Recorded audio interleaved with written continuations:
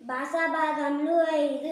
1 నామవాచకము, 2 సర్వనామము, 3 క్రియ, 4 విశేషణము, 5 అవ్యయము. నామవాచకము పేర్లను తెలియజేయ పదాలను నామవాచకము అంటారు. ఉదాహరణ: లత, అరటిపండు, నాగావళి, ముద్దాడపేట, నెమలి, చెట్టు. సర్వనామము నామవాచక పదాలకు బదులుగా వాడే పదాలను సర్వనామము అంటారు.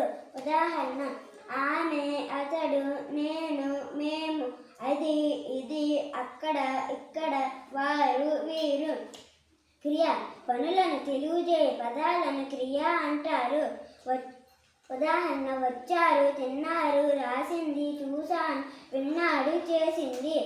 విశేషణము నామవాచకము యొక్క గుణమును తెలియజేయ పదాలను విశేషణము అంటారు. ఉదాహరణ: తెల్లగా, అందంగా, పచ్చని, నల్లని, కోపం, పొట్టిగా, తియ్యగా, గట్టిగా. అవ్యయము లింగ వచన విభక్తులు లేని పదాలను అవ్యయము అంటారు.